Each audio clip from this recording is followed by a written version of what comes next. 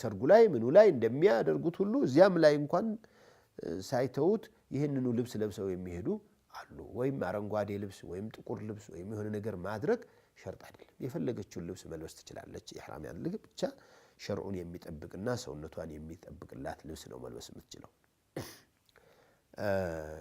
አንዳንድ ሁጃጆች የተለበሰ የተሰፋ ልብስ መልበስ የለባቸውም ሲባል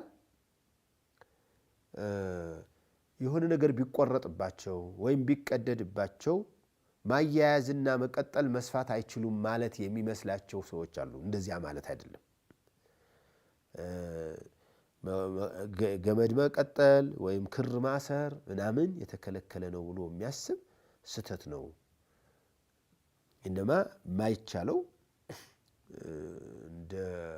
እንደ ጓንት ያለው ምንድነው ፈኒላ ማለት ይሄ ከነቲራ ነገር የውስጡ ኮፍያዎች ሌሎችም የተሰፋፉ ነገሮችን እነሱን መልበስ አይቻልም።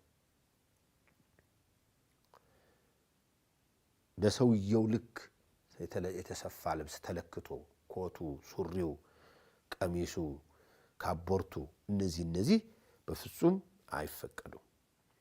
ዘጠነኛው ስተት ምንም ችግር ሳይኖርበት ሰውየው ኖርማል ልብሱን ሌላ ጊዜ የሚለብሰውን ልብስ ለብሶ መሄድ ነው። እንደዚህ አድርጎ የሄደ ሰው አንደኛ ስተት ነው፣ ወንጀል አለበት። ሁለተኛው ይሄንን የሰራ ሰው ደም ማረድ አለበት። ልብስ ስለተው ሆን ብሎ በተለይ ስላደረገ ትልቅ ስተት ነው የሰራው። የተለያዩ ምክንያቶች ሊኖሩት ይችላሉ። በሽተኛ ከሆነ ሌላም